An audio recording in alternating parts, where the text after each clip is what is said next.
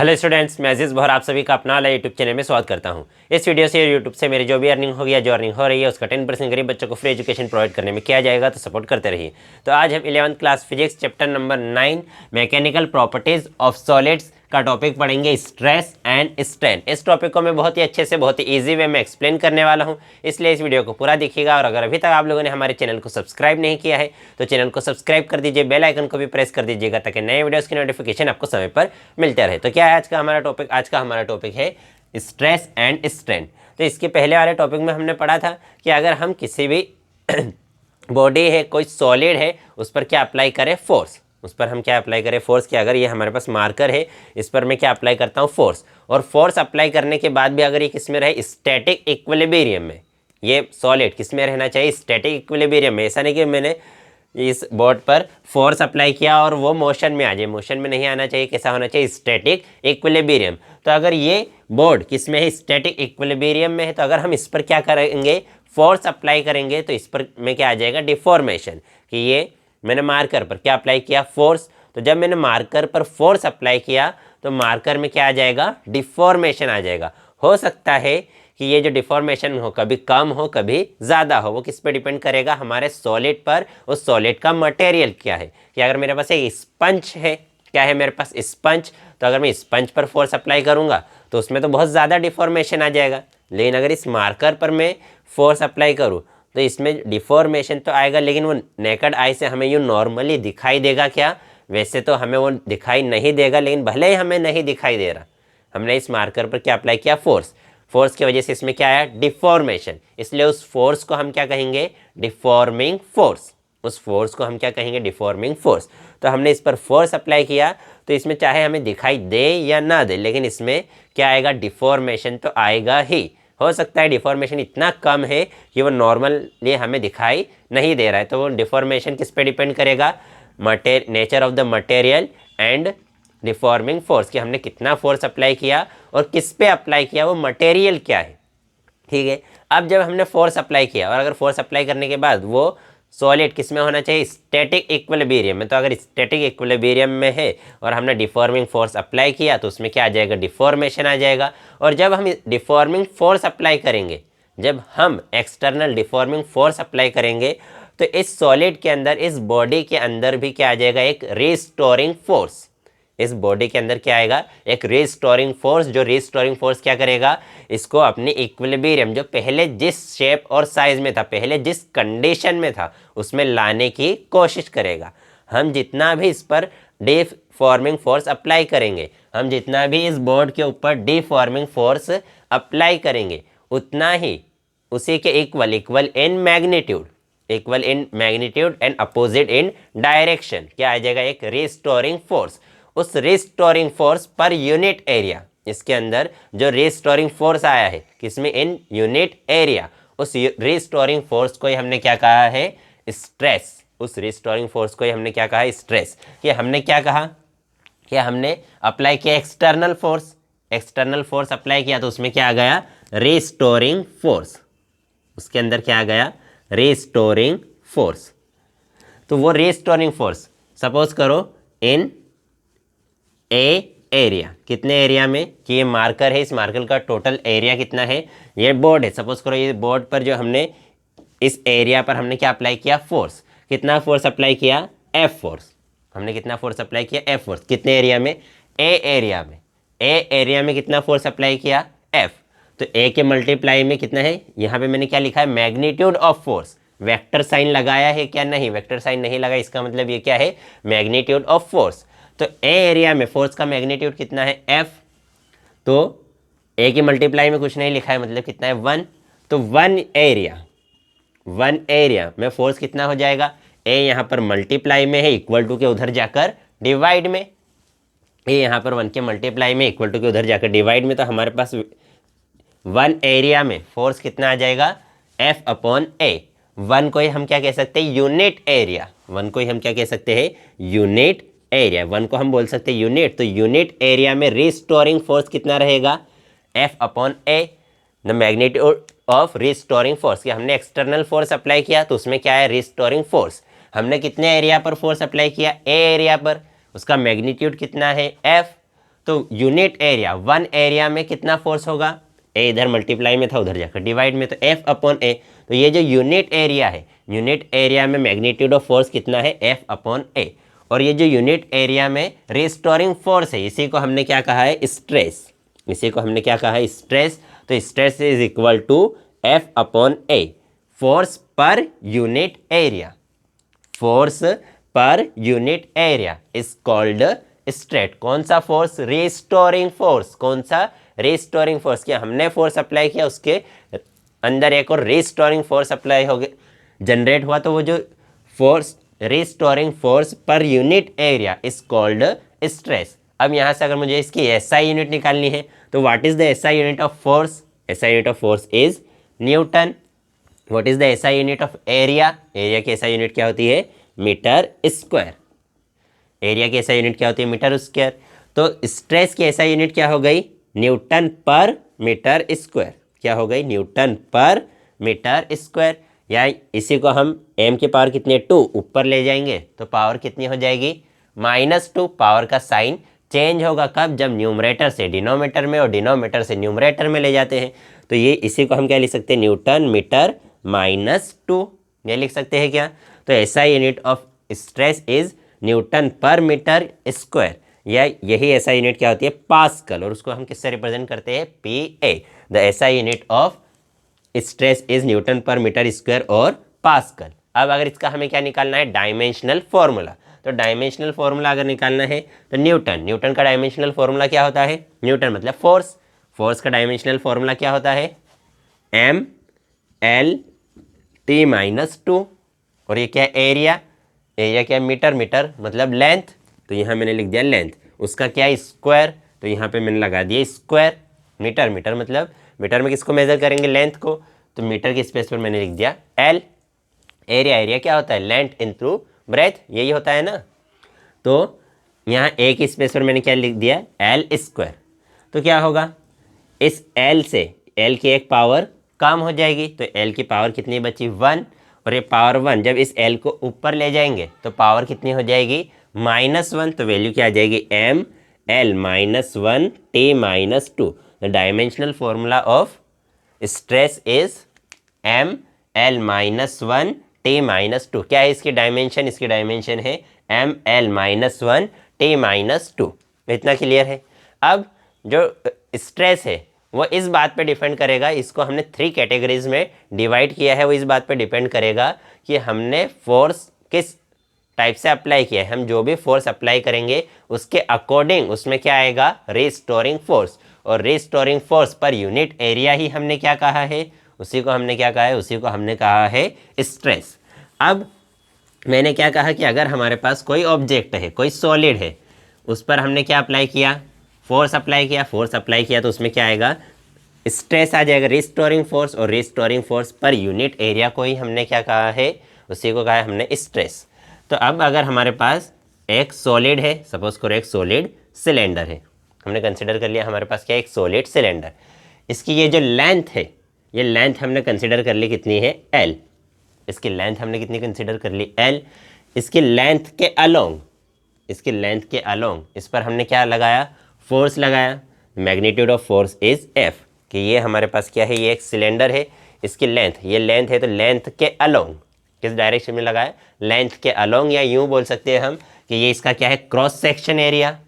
ये क्या है, इसका क्रॉस सेक्शन एरिया।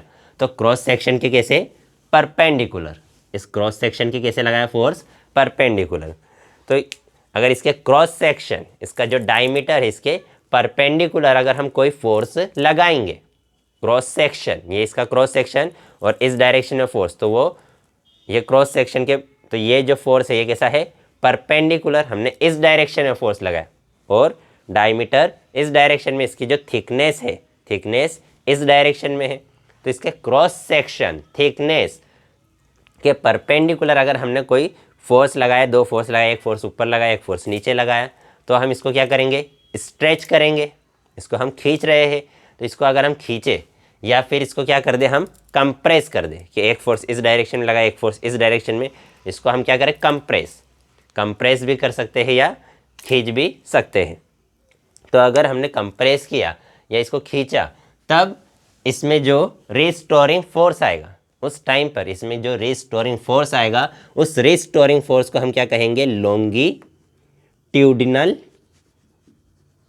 स्ट्रेस। तो हमने क्या कहा कि हमने उसके लेंथ के अलोंग, लेंथ के अलोंग है इसलिए उसका नाम क्या है, लॉन्गिट्यूडनल।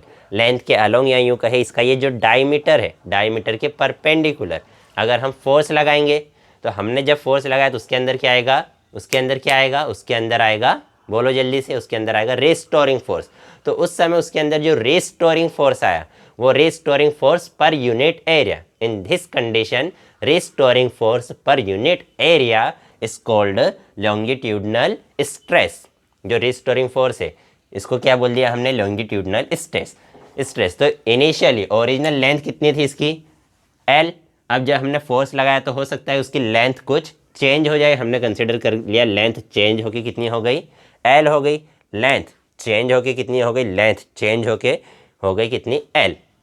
अब हमने क्या कहा, हो सकता है हम इसको खींच भी सकते हैं या इसको कंप्रेस भी कर सकते हैं, हम इसको स्ट्रेच भी कर सकते हैं और कंप्रेस भी कर सकते हैं। तो इसी के बेस पर इस लॉन्गिट्यूडनल स्ट्रेस को हमने दो कैटेगरी में डिवाइड किया है। एक तो है टेंसाइल, एक तो क्या है, टेंसाइल स्ट्रेस, और एक क्या है हमारा, कंप्रेसिव स्ट्रेस। एक क्या है, कंप्रेसिव स्ट्रेस। कि जब हमने फोर्स लगाया, फोर्स लगा के इसको क्या किया, कंप्रेस, एक फोर्स इस डायरेक्शन में एक फोर्स इस डायरेक्शन में, दोनों फोर्स क्या है, अपोजिट इन डायरेक्शन। ये फोर्स इस डायरेक्शन में लग रहा है, ये फोर्स इस डायरेक्शन में, opposite in direction and equal in magnitude. तो जब हमने दो फोर्सेज लगाए अपोजिट इन डायरेक्शन, उसको क्या कर दिया, इस सिलेंडर को कंप्रेस किया, तब इसके अंदर जो restoring force per unit area आएगा उसको हमने क्या कहा, कंप्रेसिव स्ट्रेस। और अगर हम इसको क्या कर रहे हैं, स्ट्रेच, इसको क्या कर रहे हैं हम, स्ट्रेच कर रहे हैं, तो दो फोर्स लगाकर अगर हम इसको स्ट्रेच करेंगे तब यूनिट एरिया में जो क्या आएगा, रिस्टोरिंग फोर्स, उस रिस्टोरिंग फोर्स को हम क्या कहेंगे, टेंसाइल स्ट्रेस। तो लेंथ के अलोंग अगर लगाया तो उस restoring force per unit area को हमने क्या कहा, लॉन्गिट्यूडनल स्ट्रेस। उसी को दो कैटेगरी में डिवाइड किया, एक है टेंसाइल और दूसरा है कंप्रेसिव। कि अगर कंप्रेस कर रहे हैं तो restoring force per unit area को क्या कह दिया, कंप्रेसिव, और अगर उसको स्ट्रेच कर रहे हैं तो restoring force per unit area को हमने क्या कहा, टेंसाइल स्ट्रेस। अब कंप्रेस किया या स्ट्रेच किया तो उसकी लेंथ में क्या आएगा, चेंज। तो हमने कंसिडर कर लिया कि इसकी ओरिजिनल लेंथ कितनी थी, एल, और लेंथ में चेंज कितना आया, del L. Then the ratio of del L upon L, that means change in length upon original length is called longitudinal, ठीक है, longitudinal strain। उसी को हमने क्या कहा, longitudinal strain। कि ratio of change in length and original length, ratio of change in length and original length is called in longitudinal strain। या इसे यहाँ से हम अगर longitudinal strain की डेफिनेशन दे तो क्या है, change in dimension upon original dimension. के पहले के डायमेंशन में क्या चेंज हुआ, डायमेंशन जैसे यहाँ पे क्या चेंज हुई, लेंथ चेंज हुई, ऐसे उसका डायमीटर भी चेंज हो सकता है उसका वॉल्यूम चेंज हो जाए। तो स्ट्रेन के डेफिनेशन क्या है, ratio of change in dimension upon and original dimension is called strain. ठीक है, तो अगर लॉन्गिट्यूडनल स्ट्रेन की बात करें तो लॉन्गिट्यूडनल स्ट्रेन क्या है, change, ratio of change in length and original length is called longitudinal strain. अब लेंथ की ऐसा यूनिट क्या है, लेंथ की ऐसा यूनिट है metre. Change in length, length में जो चेंज है वो भी किस में हम मेज़र करेंगे, मीटर में, तो ये भी रहेगा मीटर, मीटर से मीटर कैंसल, तो इसका कोई ऐसा यूनिट रहेगा क्या, इसका कोई ऐसा यूनिट नहीं रहेगा। इसी टाइप से डायमेंशनल फॉर्मूला, तो ये भी लेंथ है ये भी लेंथ है, दोनों के डायमेंशनल फॉर्मूला क्या है, एल, एल से फिर से क्या हो जाएगा, कैंसल, तो इसका कोई डायमेंशनल फॉर्मूला भी नहीं रहेगा। तो स्ट्रेन की ना तो कोई ऐसा यूनिट है ना ही उसका क्या है, कोई डायमेंशनल फॉर्मूला। अब इसी टाइप से अगर हमारे पास फिर से हमने क्या लिया, एक सिलेंडर ले लिया, क्या लिया हमने, एक सिलेंडर। अब इस सिलेंडर के डायमीटर के अलोंग अगर हम फोर्स लगाते हैं, एक फोर्स इस डायरेक्शन में लगा दिया, एक फोर्स इस डायरेक्शन में लगाया, फोर्स कैसा लगाया, along its cross section area, इसके क्रॉस सेक्शन एरिया के अलोंग, मतलब ये क्रॉस सेक्शन एरिया है, इसके अलोंग फोर्स लगाया। इसके पहले हमने क्या लगाया था, क्रॉस सेक्शन के परपेंडिकुलर, तब कौन सा स्ट्रेस था, लॉन्गिट्यूडनल। अभी हमने एक्सटर्नल फोर्स लगाए, दो एक्सटर्नल फोर्स लगाए at the cross section area, इसके इस वाले क्रॉस सेक्शन एरिया पे इस डायरेक्शन में फोर्स लगा दिया और यहाँ पर इस डायरेक्शन में फोर्स लगाया। तो जब ये फोर्स लगाएंगे तो इसका शेप कुछ इस टाइप से हो जाएगा,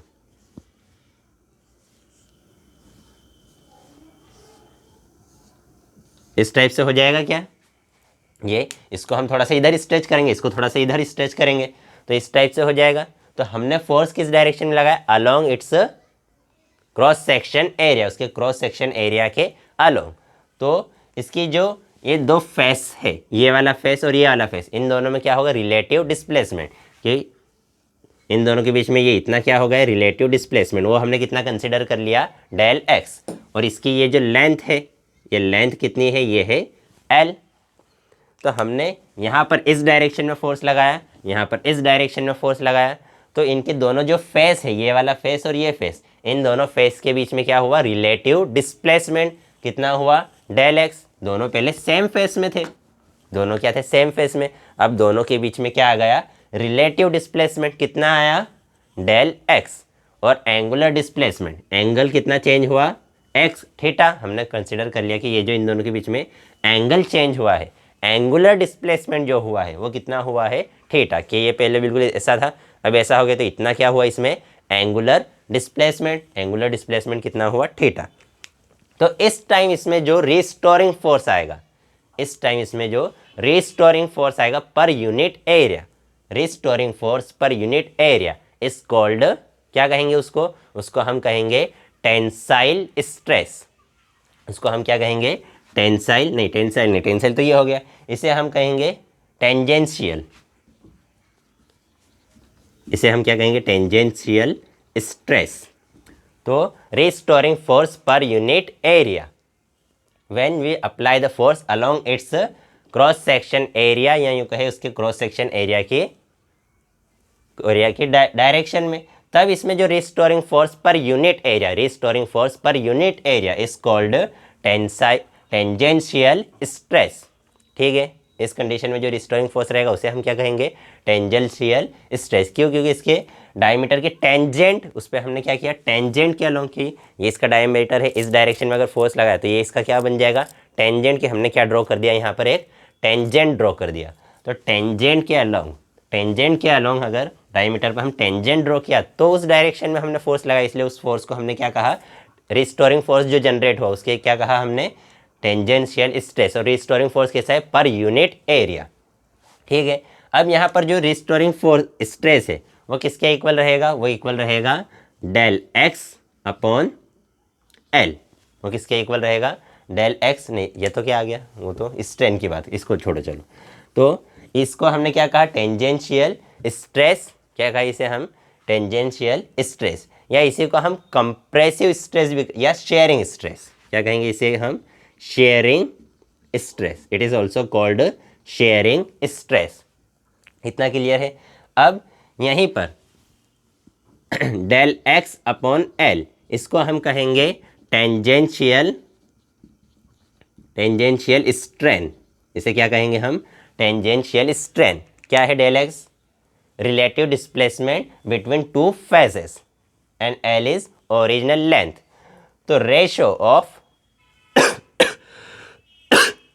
है, किसका रेशो है, ratio of relative displacement and original length is called tangential strain. इन दोनों की जो रेशो है उसी को हमने क्या कहा है, टेंजेंशियल स्ट्रेन।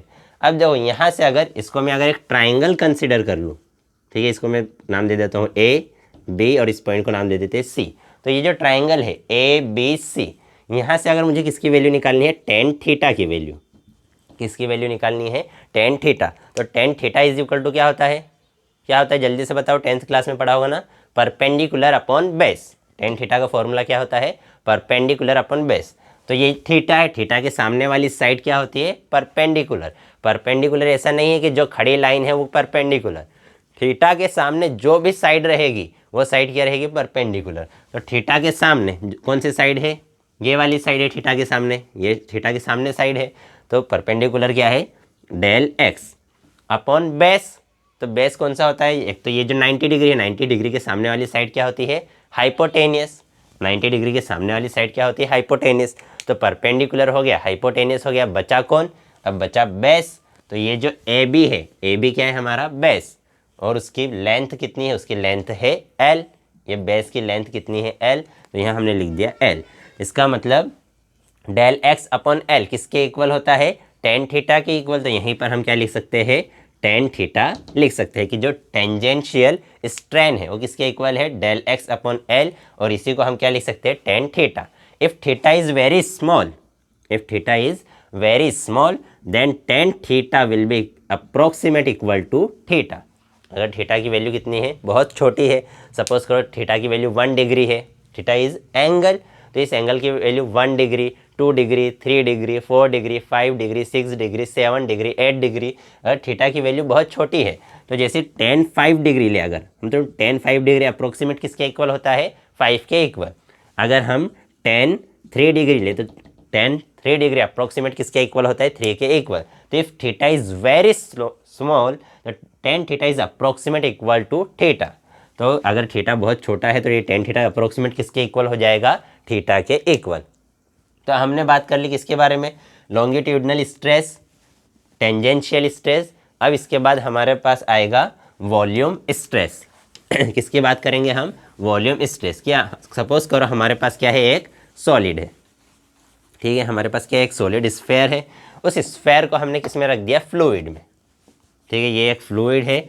इस फ्लूइड के अंदर, इस फ्लूइड के अंदर हमने क्या रख दिया, एक स्फेयर रख दिया। इस फ्लूइड के अंदर हमने क्या रख दिया, स्फेयर। तो ये फ्लूइड क्या करेगा, ये फ्लूइड हर डायरेक्शन से इस स्फेयर पर क्या लगाएगा, फोर्स।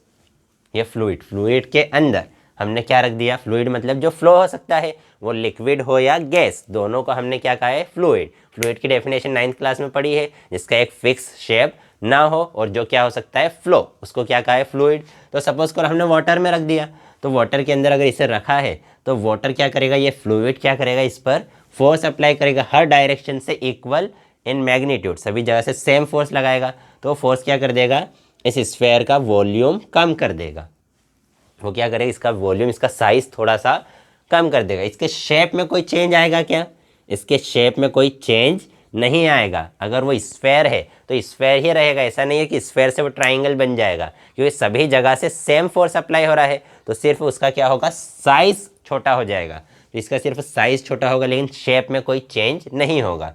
तो यहाँ पर क्या किया, यहाँ पर इस फ्लूइड ने उस पर फोर्स अप्लाई किया, सभी जगह से फोर्स सेम अप्लाई किया। तो हमने क्या कहा कि ये जो है, ये हाइड्रोलिक कंप्रेशन में है। ये किस में है, ये हाइड्रोलिक कंप्रेशन, किस में है, हाइड्रोलिक कंप्रेशन, किस में है, ये हाइड्रोलिक कंप्रेशन में है। मतलब सभी जगह से ये क्या हो रहा है, कंप्रेस हो रहा है, कंप्रेस हो रहा है। तो उसका शेप क्या हो गया, छोटा हो गया। मतलब इसका जो वॉल्यूम है, वॉल्यूम क्या हो गया, चेंज। वॉल्यूम को किससे रिप्रेजेंट करते हैं, वी से, जिसका वॉल्यूम क्या हुआ, चेंज। और पहले हमने कंसीडर कर लिया, पहले इसका वॉल्यूम कितना था, वी, पहले वॉल्यूम था वी, और अब वॉल्यूम क्या हो गया, चेंज। तो अब जब इस पर वॉल्यूम चेंज हुआ, इसका वॉल्यूम चेंज हो, इस पर फोर्स लगा, तो फिर से इसके अंदर क्या आएगा, एक रिस्टोरिंग फोर्स। फिर से इसके अंदर क्या आएगा, एक रिस्टोरिंग फोर्स। तो फिर से यहाँ पर ये जो रिस्टोरिंग फोर्स रहेगा पर यूनिट एरिया, उसी को हम क्या कहेंगे, उसी को हम कहेंगे हाइड्रोलिक, उसी को हम क्या कहेंगे, हाइड्रोलिक स्ट्रेस, उसी को हम क्या कहेंगे, हाइड्रोलिक स्ट्रेस। तो वॉल्यूम क्या कहा हमने कि restoring force per unit area will be called hydraulic stress, या उसी को हम कहेंगे वॉल्यूम स्ट्रेस, उसी को हम क्या कहेंगे, वॉल्यूम स्ट्रेस। अब पहले वॉल्यूम कितना था, पहले वॉल्यूम था v, और वॉल्यूम में चेंज कितना है, डेल v। तो ratio of del v and v is called volume strain, is called volume strain. उसी को हम क्या कहेंगे, वॉल्यूम स्ट्रेन। किसको कहेंगे, ratio of change in volume and original volume, ratio of change in volume and original volume is called volume strain. Clear है। और फिर हमने क्या कहा कि स्ट्रेन की कोई ऐसा यूनिट है क्या? नहीं है, क्योंकि यहाँ क्या है, चेंज, ये भी लेंथ है, ये भी लेंथ है, ये भी वॉल्यूम है, ये भी वॉल्यूम है। तो वॉल्यूम का ऐसा यूनिट वॉल्यूम के ऐसा यूनिट से कैंसिल हो जाएगा। वॉल्यूम का डायमेंशनल फॉर्मूला वॉल्यूम के डायमेंशनल फॉर्मूले से कैंसिल हो जाएगा, इसलिए वॉल्यूम का कोई भी ऐसा यूनिट, स्ट्रेन का कोई भी ऐसा यूनिट नहीं है, चाहे वो वॉल्यूम स्ट्रेन हो या फिर वो टेंजेंशियल स्ट्रेन हो या फिर वो क्या हो, लॉन्गिट्यूडनल स्ट्रेन। तो हमने क्या कहा कि जब भी हम एक्सटर्नल फोर्स लगाएंगे तो उसमें एक रिस्टोरिंग फोर्स आ जाएगा। Restoring force per unit area को ही हमने क्या कहा, उसको कहा हमने स्ट्रेस। स्ट्रेस का ऐसा यूनिट क्या है, न्यूटन पर मीटर स्क्वायर और पास्कल। उसका डायमेंशनल फॉर्मूला क्या है, ml-1t-2। फिर हमने कहा वो 3 टाइप्स का है। एक है लॉन्गिट्यूडनल, अगर उसकी लेंथ में चेंज आ रहा है, उसी को हमने 2 टाइप्स में डिवाइड किया है। एक कहा हमने टेंसाइल स्ट्रेस और सेकंड क्या कहा सेकंड कंप्रेसिव स्ट्रेस। फिर हमने कहा कि change in length and original length, इन दोनों का जो रेशो है उसी को क्या कहा, लॉन्गिट्यूडनल स्ट्रेन। फिर उसके बाद क्या कहा हमने कि इस टाइप से अगर उसके फेसेस के अलोंग हम क्या करें, फोर्स अप्लाई करें, तो उन दोनों फेस के बीच में क्या होगा, रिलेटिव डिस्प्लेसमेंट। इस टाइम जो हमारा रिस्टोरिंग फोर्स रहेगा, उस रिस्टोरिंग फोर्स को हम क्या कहेंगे, टेंजेंशियल स्ट्रेस या शेयरिंग स्ट्रेस। क्या कहेंगे, शेयरिंग स्ट्रेस। फिर उसके बाद हमने क्या कहा कि ratio of change in relative displacement and original length is called tangential strain. फिर हमने कहा कि अगर हमारे पास एक कोई स्फेयर है, कोई ऑब्जेक्ट है, उसको हमने किस में रख दिया, उसको हमने रखा किसके अंदर, फ्लूइड के अंदर। तो फ्लूइड उस पर क्या अप्लाई करेगा, फोर्स अप्लाई करेगा। सभी जगह से फोर्स सेम रहेगा, तो उसका वॉल्यूम क्या हो जाएगा, कम हो जाएगा। वॉल्यूम कम होगा तो इस टाइम पर जो रिस्टोरिंग फोर्स जनरेट होगा उसे हम क्या कहेंगे, हाइड्रोलिक स्ट्रेस। उसे हम क्या कहेंगे, हाइड्रोलिक स्ट्रेस या वॉल्यूम स्ट्रेस। और change in volume, ratio of change in volume and original volume is called volume strain. Strain का ना तो कोई ऐसा यूनिट है और ना ही कोई क्या है, डायमेंशनल फॉर्मूला। तो आज की वीडियो में इतना ही। नेक्स्ट वीडियो में हम नेक्स्ट टॉपिक पढ़ेंगे। अगर वीडियो पसंद आई हो तो लाइक कीजिएगा, अपने दोस्तों के साथ भी शेयर जरूर कर दीजिएगा। पसंद ना आई हो तो डिसलाइक कर दीजिएगा। अगर इस वीडियो से रिलेटेड आपको कोई डाउट हो तो डाउट कमेंट में आप हमसे पूछ सकते हैं। कोई सजेशन हो तो वो भी कमेंट कर सकते हैं। बाय।